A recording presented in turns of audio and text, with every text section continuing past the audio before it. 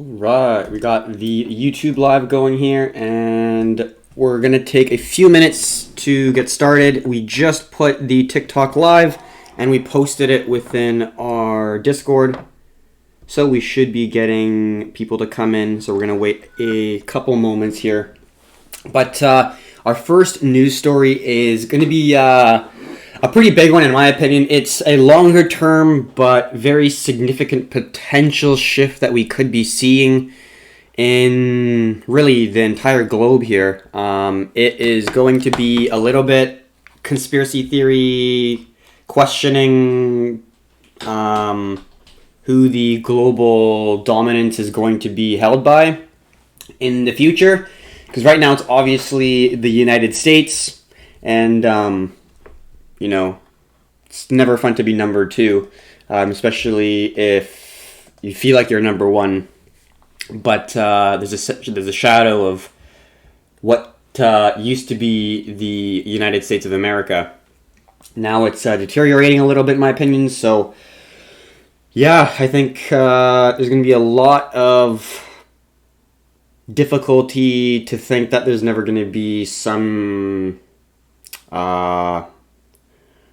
unfortunate war that could be approaching. So we'll wait a few more minutes and then we'll start the global macro update. This one's going to be a little bit more, not dark, but war is never fun. It's very scary, and people die, young people die, and it's something that no one ever wants, ever, other than the people who are individuals who are, I guess, interested in that, but I'm definitely not.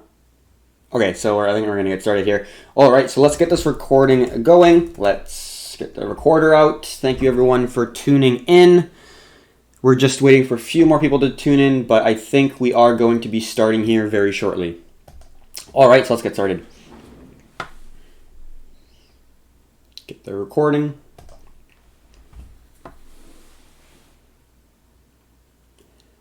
Hello everyone to another global macro update. In this video, we're going to be talking about the Chinese belt, or the pathways that they're creating within Europe, within Africa, within Asia, and kind of the possible war that's approaching here. Not to be negative, but when a global dominance is being challenged, it's not going to come peacefully, and the United States has been a global superpower for quite some time, but they are losing their pedestal of being first place, it seems like. And as a number two, if you have an opportunity to potentially become number one, if you have the resources to build massive infrastructure all over Asia, Europe, Africa, you're going to try to use it to kind of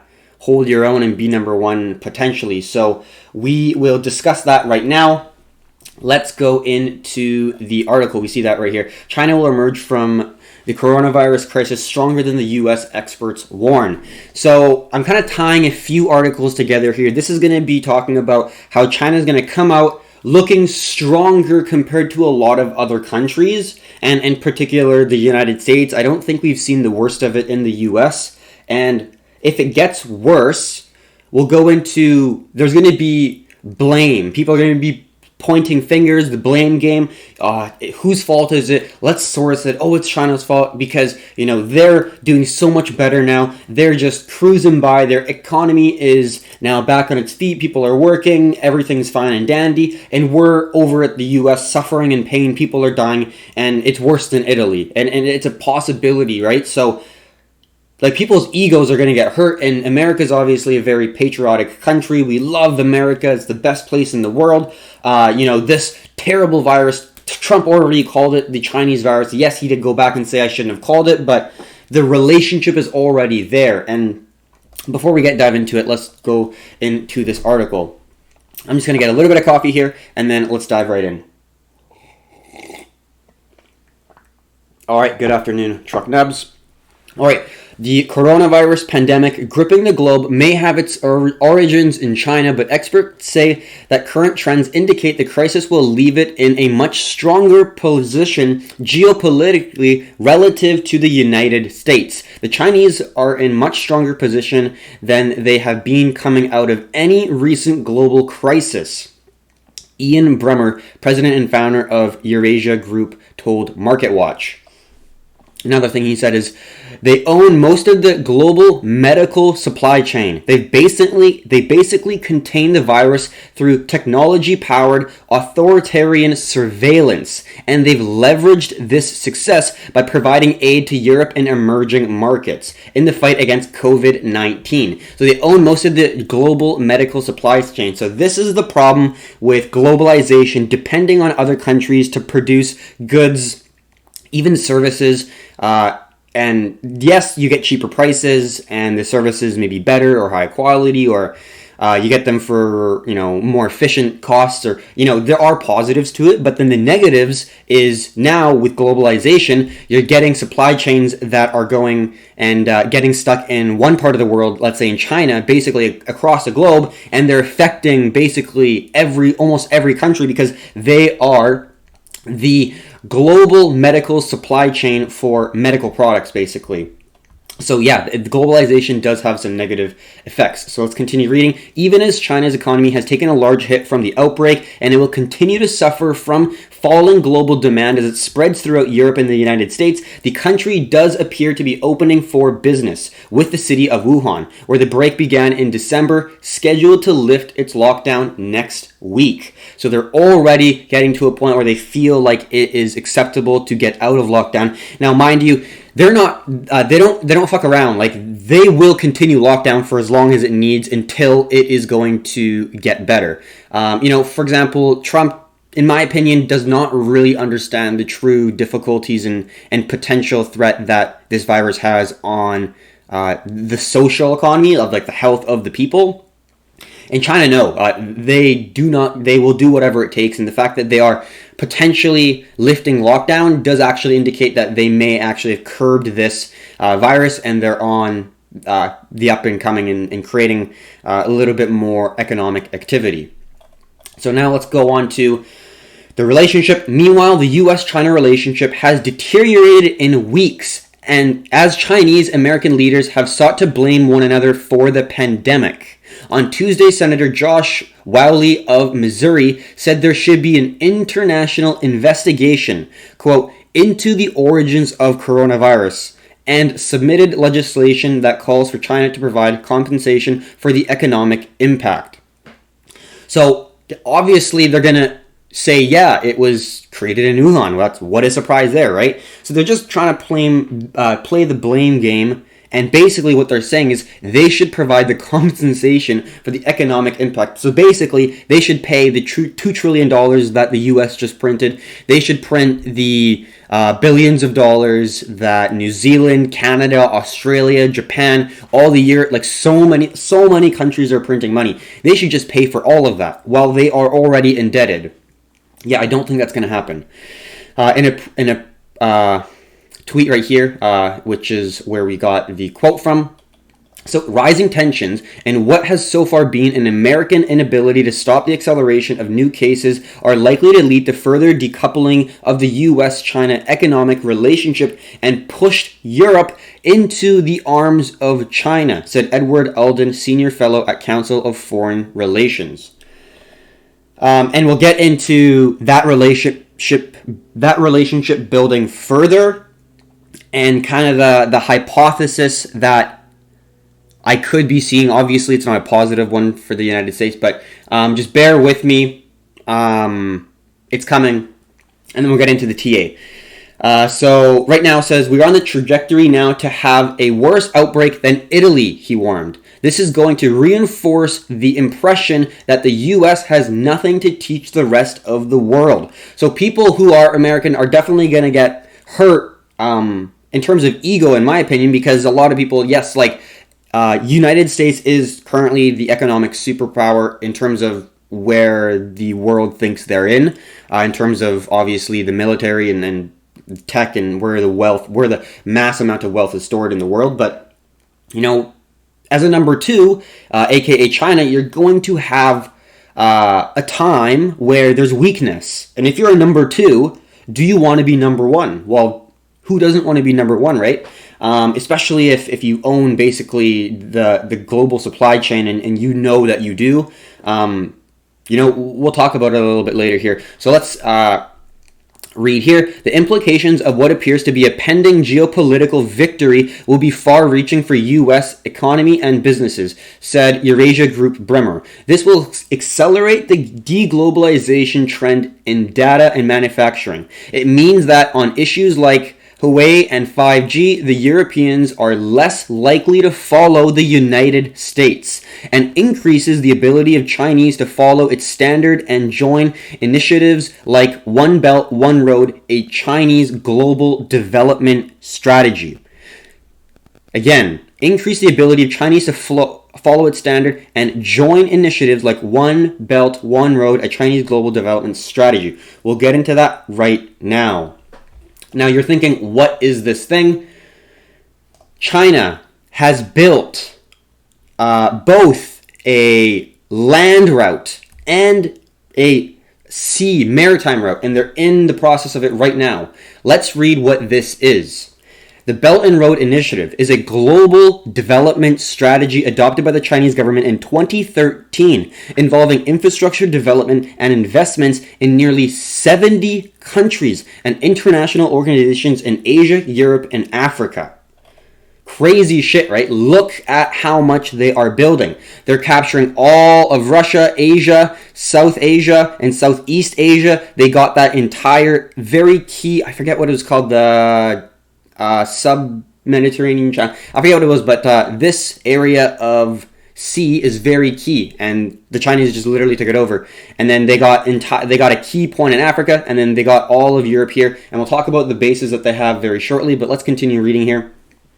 Formerly known as One Belt, One Road, the Silk Road Economic Belt, and the 21st Century Maritime Silk Road, it has been referred to as the Belt and Road Initiative. In 2016, when the Chinese government considered the emphasis on the word one was prone to misinterpretation. Yeah, I would strongly agree with that. That kind of makes it seem like, I think you get what I mean. However, One Belt, One Road is still used in Chinese language media. Okay, so this project has a targeted completion date of 2049, which coincides with the 100th anniversary of the People's Republic of China. So that is what this is.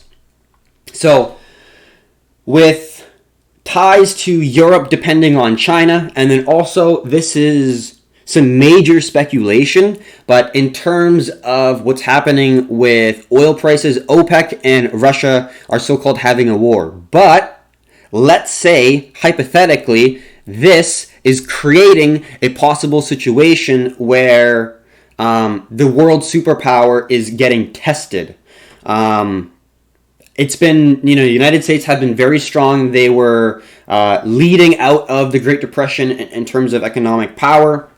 They had tons of gold, and then as time went on, China just became a absolute beast of a manufacturing country, and they built all this. They were a creditor nation, pre-building massive amounts of infrastructure, and then they were looking at themselves and say, okay, well, everyone else is borrowing. Why don't we start borrowing and just printing lots of money? And then they became from a creditor, from the biggest creditor to the biggest debtor, right? Well, not the biggest debtor, but I don't know if it's the biggest debtor, but they became a massive debtor. They took on a lot of debt to build all this infrastructure. So it begs the question of, OPEC, Saudi Arabia, and Russia say they're having a war to destroy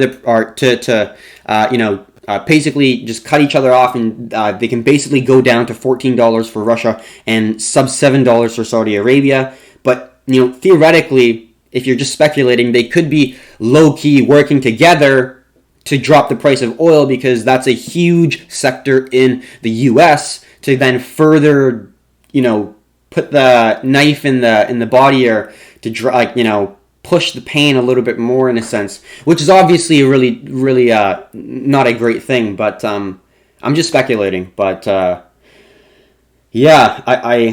don't think all of this is completely random, to be completely honest. There's a lot of stuff happening right now, and I just don't want there to be a World War III. But looking at the facts, looking at the things that they're doing in terms of the infrastructure, like they're taking over all, like look at how many Silk Road economic belt hubs are in Africa, in all of Asia, in Russia, in Europe, in Southeast Asia, South Pacific, right? So they're taking basically all, and then Australia heavily depends on China as well. But like, this is the biggest landmass on the globe, obviously, and they're the second largest superpower. They are in a very good position to, I can't say benefit or anything, but they're going to be in a better position situation coming out of it, and the U.S. already wants someone to blame, so China don't even need to be the antagonist and start the fight. The U.S. could start the fight and say, hey, you're the one who caused us all this pain, you should suffer and pay us the money, or else, right? Or else, we have a huge military and we'll just, fuck you up. But China, I don't think, will take that anymore, and that is where I'm going to be worried, because if tensions start to rise in the development of the relationship, or the negative relationship of those two countries, that will be a very, very scary time for the globe, and I don't want that. I don't want that to happen. But I do think with social media, there is more of a voice for the people, which is really, really great. Before, you didn't really have a voice pre the internet, really. Now, with everyone having a cell phone, everyone having data, you now have a voice to speak. And with cryptocurrencies and blockchain and privacy, you don't even need, government censorship is no longer 100% going to affect the people who really want to put their voice out, which, in my opinion, is a very positive thing that's occurring. So I do hope that people are aware of this, and are everyone's against this happening. But stay safe, everyone. I do think that look back at the Great Depression. That's when Hitler came to rise, right? Because Germany was in such a bad place. After World War I, they had war reparations or reprimands to pay. I don't exactly know what the word, I think it's reprimands. But, a lot of countries said the same thing.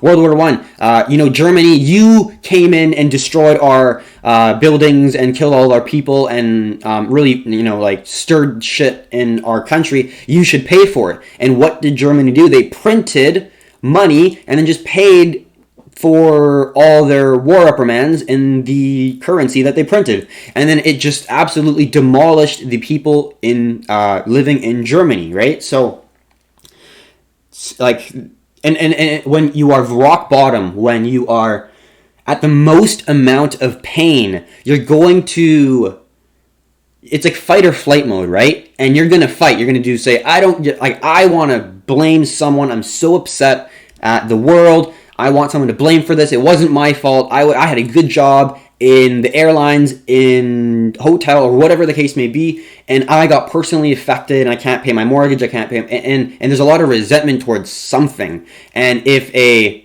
leader or a figurehead points that anger towards something and says, this is what you should be angry about, that's when real danger could come. So be careful of that. If you're a person who is level-headed, and you're in a conversation where someone's advocating war, tell them to smarten up. That's total bullshit. War is never the option. It's just not a good situation to be in. So I will complete that section. It was a little bit, I would say, rambly, but it's a topic that I think is a little bit out there, but I do think that it should be talked about, because it's not out of the question, because with how things are currently going, it's good to talk about it early and instead of being way late and go, holy shit, where are we, and how do you get here? But let's now go on to gold and silver. So we're actually tumbling. Silver actually looks like, in my opinion, a good opportunity because silver is actually coming back down here and broke a key level of support. Let's talk about it right now. So we had a position in silver with a pretty good, well-managed risk of 1% with a 4-ish% reward hitting that zone. It was a little continuation pattern. We did see some higher lows coming in, holding a nice ascending level of support. We saw our first bullish push with a squeeze out of the zone. And then once we saw the price hold that area yet again, we started to look to enter, seeing that second push. Fortunately, did not come through. We really managed risk well. Not a problem. I'll take really small losses any day of the week. So now we're going to close this off. We're going to simplify it and just go like that and say, where are we going now? Well, like always, we want to look at the larger time frames and discuss what we've talked about for the last couple weeks here. This is now going to be our lower high, right? So let's continue with the analysis that we had for weeks now. Like we said, let's get our snip and talk about the daily. So we know on the really large time frames, this is that major resistance, and we were trading within a range for a while, and then we started making higher lows, and then we broke out of this zone right here. Boom! This is our small little pullback, and then we started our uptrend. So that green demand zone at around just under 1400 is going to be a major support level if we do get down to that zone. That's an if. But in my view, I think what we could see is, because of the global uncertainty, we're probably going to form some structure where we're going to get a squeeze. We're going to get some price action pattern, in my opinion, right around here. I don't think we're going to dump as hard as we did for Bitcoin, in my personal opinion, but we have a very strong level of support at 1450 around there. Maybe we'll get to that zone, but in my personal opinion, we'll start to see these lower highs. And, it might be choppy, it might not be, but we'll start to form these lower highs, and then we'll start to be able to form a descending trend line, right? This happened in 2008. We didn't start to see gold really push up until the later half of the recession in 2008, 2009, the financial crisis there, right? So, in my view, this is how I'm going to view the market. It's going to be a very choppy, deflationary moment at the first half, at the beginning of the recession. There's going to be margin calls. There's going to be a discrepancy between the spot price and the actual physical price of purchasing gold or silver. And there's going to be a lot of panic, a lot of emotion, a lot of volatility, and there's going to be mayhem in the markets, right? But over time, the dust will settle and true value will flow into the assets that deserve it, that have a in my opinion, a fixed supply that you can't print a billion shares or billion dollars or whatever it is. There's an amount of the fixed amount of supply that is coming into the market. Now, you could, say there's asteroids that have tons of gold and silver, and yeah, that's a possibility, and you can argue that. But for me, I'm willing to take that risk.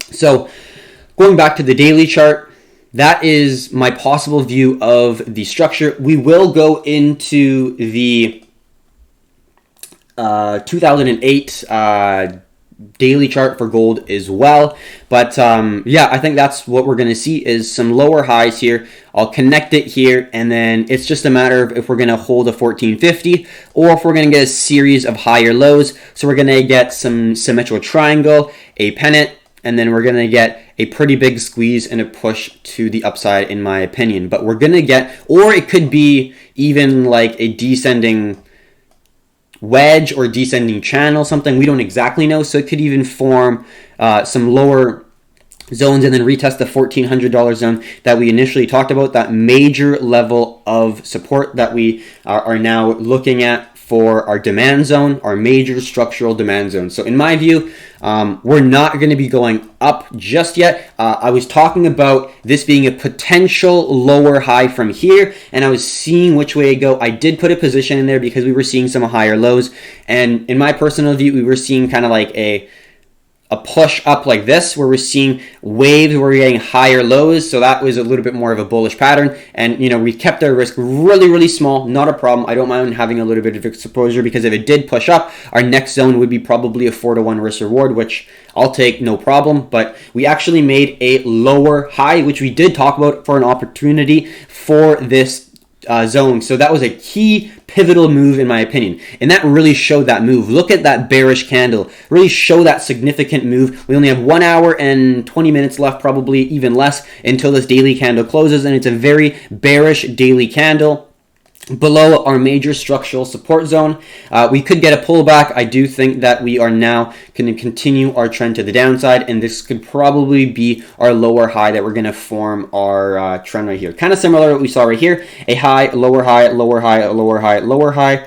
We connect that zone right here. Here's a very strong level of support. Look at that, 1, 2, 3 strong pushes, except on here, this could be the major zone at like 1400, and then the lower highs could be right here. So similar structure to the descending trend line with the squeeze of the strong level of support. That's what we're looking for. We have an edge trading this pattern, and we can see that on the potential larger time frames. If we just zoom out and do this, kind of like that, it could just be a smaller version of that, right? So that's going to be a squeeze, bump up. Once you start to see the momentum, you start to see the higher lows coming in like that. There's that squeeze. That is what we're going to be looking for a potential move. So we got a lot of time before that happens. Now, that doesn't need to be the case. We could see, another descending zone like this. It could be a descending wedge pattern, which is super bullish. But on the short term, we're going to see some deflation. We're going to see some chop, some less desirable trading opportunities where we're not seeing nice flowing pushes to the upside. We're going to see a little bit more of a difficult situation to trade if we are going to get this kind of falling wedge before the huge move up. So I don't want to put a trend line there just yet. I want to see how this is going to react. Obviously, this is on the daily chart, so we have a lot of time before any of this happens. But it's good to keep your eyes open, understand what happened last time, and then we'll discuss that right now.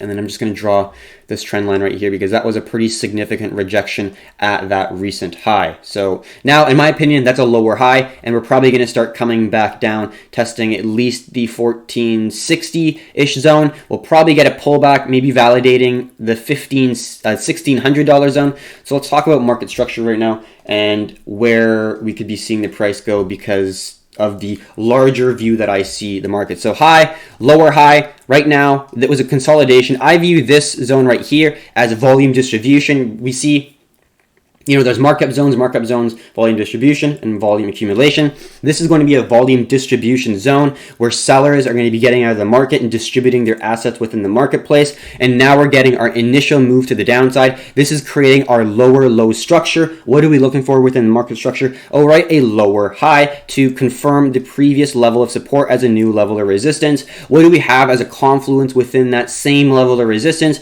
We have our first anchor point. We see a touch there, and then you could classify that as just one rejection of the trend line. So it's not really a confirmed zone, but now it's creating a confluent zone where we have a horizontal zone and a descending zone coming together at a single point on a chart, and that is where you have a zone of confluence for a potential level. So if it does come a little bit and consolidate, that would be a really good opportunity in my opinion. Even a potential ascending zone here where it's a squeeze, but this squeeze could then come and spill lower, and that could be another opportunity. So I am looking at the market more bearish in my view, but I will want to see this previous support get tested and validated as a new level of resistance. I would really like to see that to confirm my bias for the new market structure for the markdown phase to the downside. And then a potential first key level of take profit would be 1450, although we don't have any entries on shorts right now. So that's my analysis for gold. We're going to look at silver. Silver has been way more of a short in my personal opinion, but I haven't taken it because of my long on gold and my bias that it could be still trending up. But this did for me validate that we could be seeing a move down on silver very shortly because in markets, in asset classes that you're trading different assets in the same asset class. For example, if you're trading Bitcoin and Ethereum or gold and silver, you're going to sometimes have sympathy plays, which, let's say in this case, you see gold move to the downside first. Well, silver is usually pretty correlated with gold, not tick for tick, but, general flow of the market. And silver has not dumped down yet. It's dumped initially, but it's consolidated for a while, using the previous support as a new level of resistance. So we'll talk about it right now, but understand that gold just broke the consolidation downwards, and silver has yet to do that. So let's look at silver right now and just take all the stuff off, right? We see initially, let's talk about market structure on the 1 hour, because for silver, in my opinion, it looks pretty awesome for a potential short, and understanding that the $15 to $14.50 range is a very significant level of sell pressure. And we'll talk about that at the end of this video, but we'll just talk about the analysis for silver, but we'll first look at the smaller term time frame initially. So what do we get? We see a horizontal resistance holding the highs from making a higher high, and then we see a low, higher low, higher low, higher low, higher low, but it's making less higher lows, so the buyers are weakening, because it was a huge move up, and then they're trying to push, and they're not able to push it because this zone is so strong for the sellers, and we'll talk about it after this video. And then we get an initial momentum move to the downside, where now there's going to be buyers that are initially going to get shaken out. They're like, whoa, that was a big move, right? So and then soon after, we tried to get a pullback to push us back up to the highs, because the buyers are confident from all the way here in the 12s, right? And now it's at almost 14, so it's a pretty good move. Gonna get a little bit of coffee and then we'll continue here. All right, so then made a move down. So that means every single person who bought within this range since the 24th, let's say, of March, is now in the red. Every single week, we can 100% say that, unless you bought like right there. But like if you're in this consolidation, you're now in the red. And now you're seeing the consolidation continue sideways. You're seeing another consolidation. But what are you seeing? You're seeing the previous support right here act as a new level of resistance, which is, yeah, pretty bearish, right? And then looking at the volume, we see more sell pressure, less buy pressure all around coming into the market. We see a key rejection right at this zone, where you're seeing an attempt to push the price up, but then you're seeing an instant rejection right back down. And we can zoom in if we want, but I hope you can see that maybe if we take that off right there. You see the buyers started to push up, and then it got instantly dropped. Boom, right? Instantly by the seller. So that is, and we see not just once, twice, 3 times, 4 times. So in my opinion, that's enough validity for me to trust that this is a pretty bearish setup. And we got our first spill, and it looks like we're consolidating, and I think we could get another spill here to the downside, except we've now confirmed the lower low, lower high formation. So now we're going to get even more of a spill, because now the confirmation is in fact yes. We have now created lower high, lower lows on smaller time frames like the 60-minute, and this major level of resistance has now rejected, and we start to see the formation come in. So now we're probably either going to test this, maybe if not come lower in my personal view. I do think that we will test it. We have a mid-range zone at $13. So from $14 basically to $13 could be a first take profit, because we do see it's a key structural zone we can see with the reversal that we got right here with the 2 trend lines. So that's going to be the first zone that we're going to be looking at. And then the next zone we're going to be looking at is going to be those lows of around 12 or 1180, somewhere around there, to play it safe, with the candle bodies of the 1 hour somewhere around there. Maybe even $12, let's say. But I do think that we could get a spill, and we'll discuss that on the weekly even, on why this is such a strong level of resistance. So let's zoom out right here. All right, so let's get our snip and talk about the large time frame, the weekly. And we've already discussed the 1 hour, and we've seen how the price reacted to around the $14, $50, or $15 zone, right? We've seen how well that held, and we got our first dump down, and then now we're consolidating, and we've seen the sellers come in and really show their strength, right? And the buyers just could not hold above that zone. So we see our first support zone, our first interaction, and then we see 1, 2, This is not perfect. You see 3, 4, 5. So we connect those. Let's try to make it somewhat clean. Kind of like that. Now it's a zone, right? But that, you see that horizontal zone, very, very well respected. I think I'm going to try to do it in one line to make it look a little bit cleaner. There we go. Pretty happy about that one. So that's going to be a very strong level of support, which is now going to act as a key level of resistance at around 14.50. The highs are $15, but let's say 14.20 to 14.80, let's say, to round it off. That's going to be a strong level of resistance. Now, what else do we see is we see a high right here, anchor point, and we see another high, and then we see another high, and another high, and another high, and we can draw a trend line connecting the lower highs, and we can even see it as a support right here, and it goes all the way back, and there was a resistance up higher there. So this is a key level of previous support. It broke, retested, and then it fell all the way down, retested once, twice, 3 times, 4 times, and now it's retesting yet again as a key level of resistance. So I would not be surprised if we got at least a rejection back down to around $12. That's why my bias is a little bit more bearish on silver. It could just be a tiny consolidation, and then we could just get a massive move to the upside because buyers want to look at precious metals. But in terms of the TA, it just looks like we could easily get another test of those lows here because it's such a strong level of confluence for the sellers. So in that said, we can see right there, right? Key level of resistance, key level of previous support, now acting as a level of resistance. Let's jump to the 4-hour time frames. We're now connecting the high, lower high, lower high, lower high. Didn't perfectly touch this zone. We could probably fudge it a little bit so it touches, but I'm probably not going to do that because I like the outline of the structure of the market to be shown, which is the 3 zones right here. 3 zones make it a potentially valid zone, and then the 4th will make it a valid zone. And then now we are consolidating, but now we're, like I said before, holding the previous market structure support as a resistance, which is pretty bearish. And we can see this red zone as the level of confluence. So that's why I'm not surprised, or I'm not looking to be surprised if it does make a move to the downside, and I'm actually somewhat expecting it, especially because we see gold moving to the downside as well, right? So that is now going to be a potential sympathy play for silver because we already see one asset within the asset class go down in a relationship that is usually somewhat similar, that's dependable enough to actually use in an analysis. All right, so that is silver. Gold and silver ratio, not really going to talk about it. Look at yesterday's video if you want to know. Not really going to talk about the weekly chart because nothing has happened.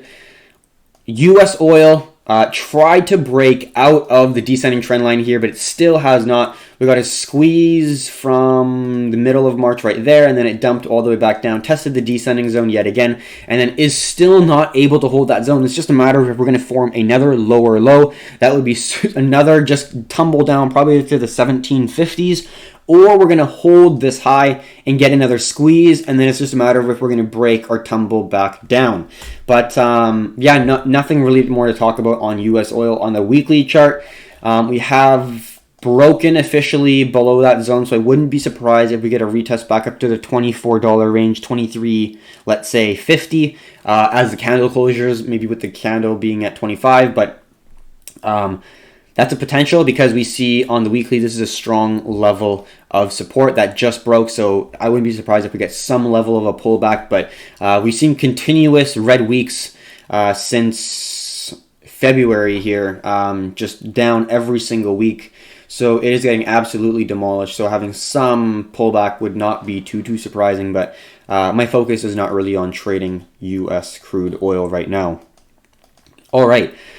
So that is the commodities. I think silver is looking like the best opportunity, in my opinion, at this very moment for a possible trade. Going to get a little bit of a drink of water. Coffee, not water. I'm not drinking a whole lot of water right now. And then we'll go on to the indexes that we're going to be looking at.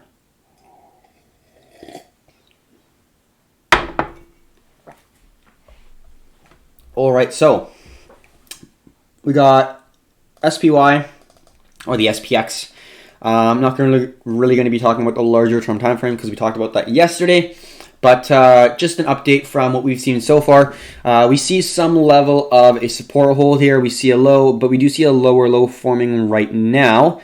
Not too worried because we see that zone. So let's actually draw two zones and then copy this zone. Oops, that's not what I wanted to do. Copy this zone, put the anchor point right at the top of that high.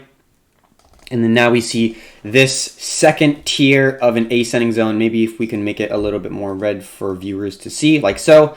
You can see initially we got our first zone that we squeezed out of. That's where my initial entry came from.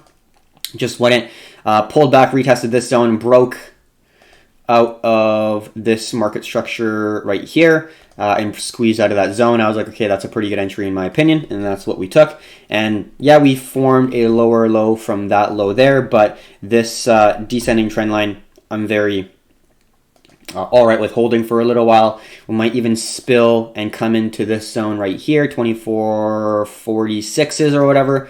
But I did put a stop loss below that zone for a reason, and I wouldn't be surprised if we do get a little bit of a spill and then we get a strong push up, breaking this little market structure resistance at 2645.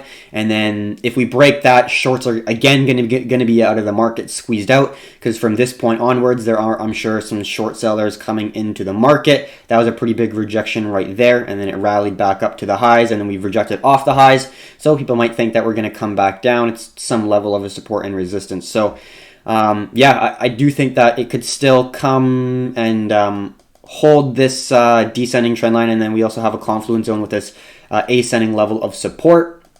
Let's get our arrow. So it could come all the way and spill all the way down here. Not a problem. I'm not going to move my stop loss up until we start to see a break of the zone. I want to give the price to freely move all around this triangle here. I do think I gave that price enough room because my stop loss is below the previous low, major low right there. If it goes below that, I'm going to say I'm wrong, and I'm very happy with taking a loss and moving on to the next opportunity. So yeah, that's going to be my trade.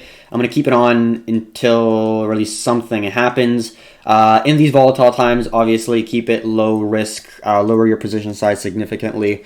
But you know, at the end of the day, there are some opportunities that you can really profit off of. So that's going to be the trade I'm currently in. And then discussing more of a larger time frame move that we're going to be looking at. The TVX trade. TVX is now coming back down. We're obviously not looking to enter or anything just yet, but we are looking at seeing if it's able to break the support at 300, and then if it's able to break sub 300, it's probably going to go down and tumble to 200. I would not be too surprised. And then that would be a decent place to start looking to average in, considering SPX. We always are, okay, for trading TVIX, I'm mainly going off of the SPX because it measures the volatility of the market, right? So then I'm looking to see if volatility is coming into the market. So I'm looking for a nice correction and exhaustion phase, and I'm looking to enter at the completion of the exhaustion. So right now, I'm, in my opinion, a counter trend trading contrarian trader that is trading opposing the larger trend of the bearish move that we're seeing in the US stock market. And that's totally fine, right? Low risk. It's still a trade that I think could push us up. There's stimulus, $2 trillion worth coming into the market. People are a little bit more optimistic. It's only the first pullback. You see people like Jim Cramer say, you know, it is betting against science, shorting or betting against the stock market. Well, no, it's not. It's overinflated. It's overvalued. Obviously, like there's cycles in a market, and like people talking about that. You just look on like social media, and like I know that's not the best place to look, but I do think that you get somewhat of an understanding of where a lot of people's minds are at, and you see a lot of people saying, buy the dip, once COVID's done, they're going to bounce back, this is the worst of it, this is the bottom. I've made so much on airlines since I bought them, since I bought them at $10 and they're up at $30, like, oh my god. But Yeah, I personally think that there will be another more significant drop. There'll be another drop, and it'll be more significant than the one that we just had. And that sounds terrible, but I'm a technical analyst, and my job is to analyze financial markets, and it's not to tell people lies and say everything's all right and pat them on the back. My job is to digest what is currently happening in the global macro space and cryptocurrencies and present them in an unbiased way. And I'm trying to do that. And obviously, every single human being will have a bias of the financial markets. But at the end of the day, I'm trying to present information that I think is valuable, that would benefit you in some way, shape, or form, in a way that you're able to digest it and create your own way of approaching the problem, situation, the markets, whatever you're thinking, whatever I'm talking about. I don't want you to take my view. I want you to think about it.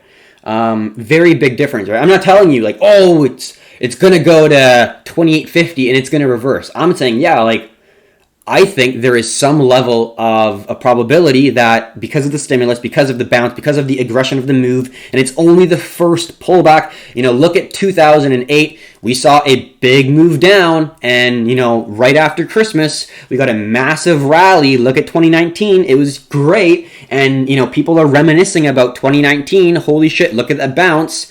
It's just a bounce 2.0, right? So this and these drops back in January, back in 2018, and it's the balance of the start of 2019.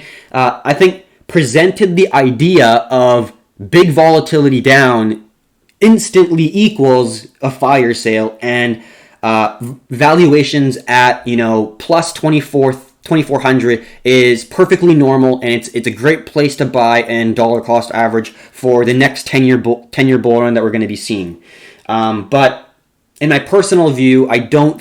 It's the longest bull run in history. Just, I don't know. I feel like I'm a broken record, but I've been talking about this for a while. But anyways, that's my view on the SPX. Hopefully, you were able to get some level of knowledge on it or something. And then TVIX is going to be the play that we're going to have for a possible opportunity.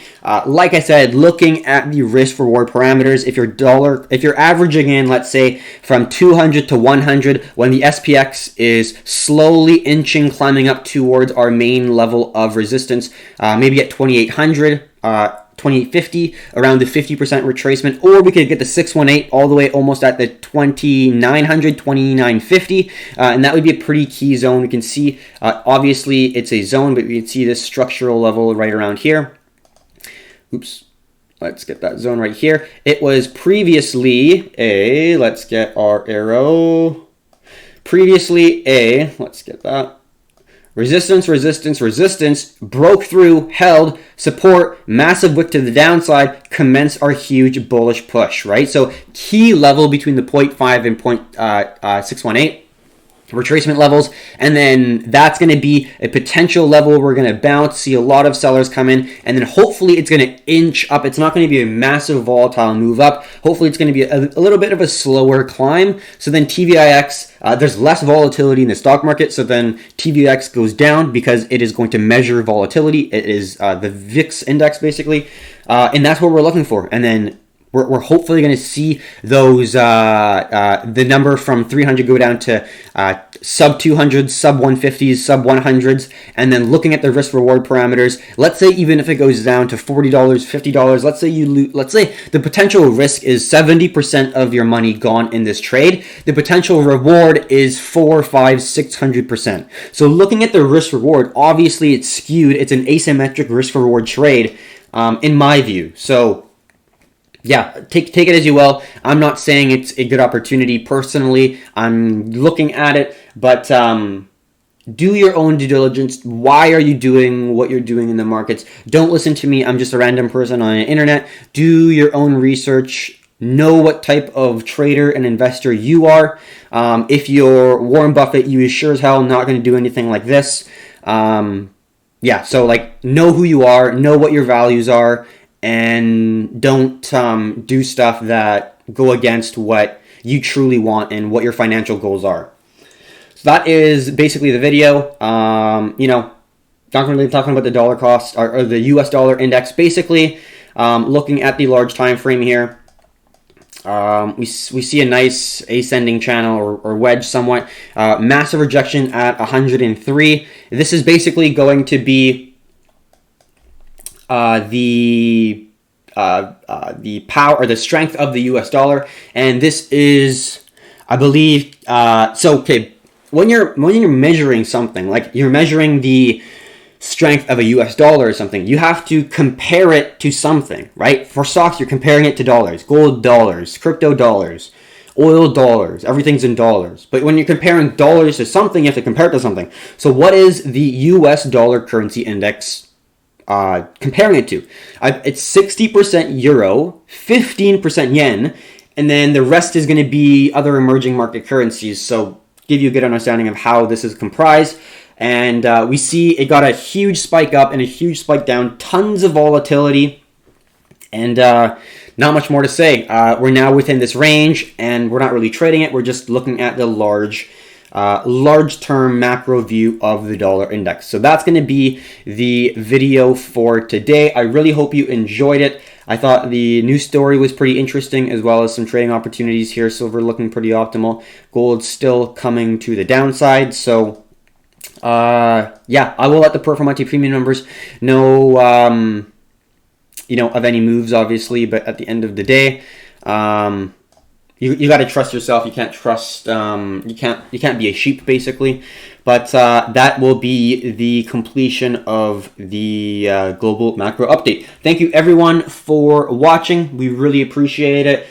Decent turnout for our YouTube and TikTok for today. I will close the recording that I have, and I will put this on YouTube. But now I will go into the questions that we have that we go over every single weekday when we have our crypto market update and global macro update. So we do this every weekday. If you're tuning into a recording that you're watching on YouTube now, tune in live. And then if you have any questions about stuff we're talking about, I will go over them every single day on TikTok as well as YouTube. So thank you very much for watching. If you thought this was useful, if you thought that this was entertaining, or you got some level of value, we would really greatly appreciate if you subscribed to our channel, and it would help us out a lot. Thank you very much for watching, and until next time, happy trading.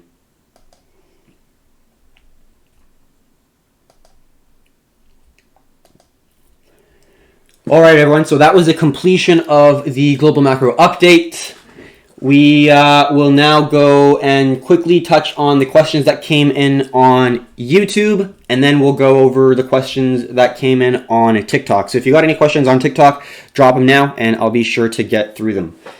First thing, let's look at YouTube. Good afternoon. Trump is hilarious on the subject. Yeah, I completely agree. He doesn't give a shit, and he's not properly diagnosing the severity of this pandemic, in my opinion. And they're taking over Africa. Yeah, he's talking about the One Belt, One Road initiative, or I think it's basically the Silk Road initiative that China is creating. Massive infrastructure project throughout Africa, throughout Asia, Southeast Asia, Europe. Crazy stuff. Check out the video that we're going to be posting for more on that. But why, though? Finite, yeah, talking about finite as in gold, silver, cryptocurrencies such as Bitcoin having a finite resource. Bitcoin only having 21 million ever in circulation. And there's even less because people lose them. People send them to wrong addresses. There's not going to be 21 million. There's going to be less than 21 million. That's not many to facilitate the wealth of potentially, however many people are be living on this planet. I really like your TA, man. Thank you very much. No BTC question mark. So we have a crypto market update. We have an entire separate video just dedicated towards the cryptocurrency market that we make. We do 2 videos every single weekday. We do a crypto market update going over just cryptocurrency news, and then going over TA, going over Bitcoin's price action, EOS, XRP, Ethereum, Link, BNB. And then in another separate video, another live stream, another entity altogether, we are creating a global macro update going over more of a macroeconomic standpoint, not just cryptocurrencies, going over some key news topics, some interesting things that you might find has some value or entertainment of some shape or form, gets your brain thinking. And then we go over different asset classes that the world economy is affecting. Crypto is one of them, but then looking at gold, silver, looking at the U.S. dollar, SPX, looking at the world economy, the world health, and trying to understand it all. Obviously, shit tons of stuff going on with the world, and there's a lot to go over. And we just try to bring you key things that are happening every day that, in my opinion, is going to present some value to you. So that is the completion of the YouTube questions. I'm going to get a little bit of coffee, and then we're going to go over the TikTok questions.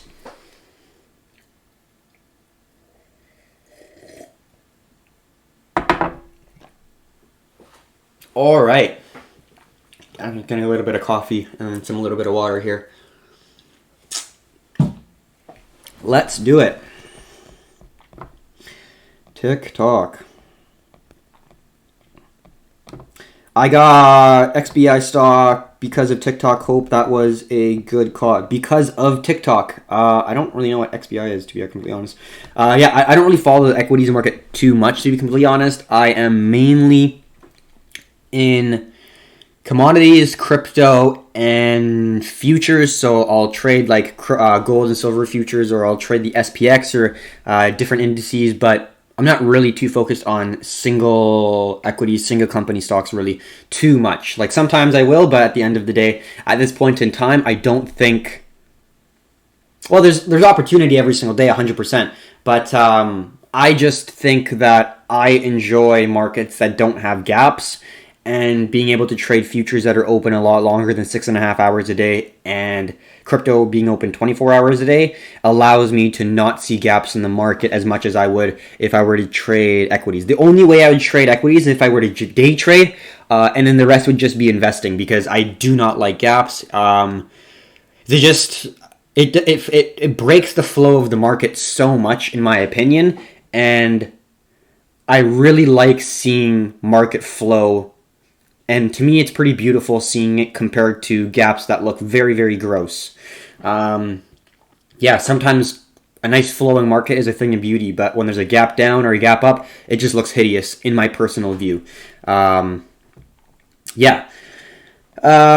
like post-WW1 sanctions on Germany. Yeah, like that's kind of a similar situation where we're at right now, where Germany had massive inflation. They printed money for war reprimands, and there was a person who thought that things should change, aka Hitler. So it's a difficult situation to be in. Right? Sounds like the spice trade of old to anyone. Sounds like the spice trade of old to anyone. The spice trade. Oh, we're talking about the One Road for China. Yeah.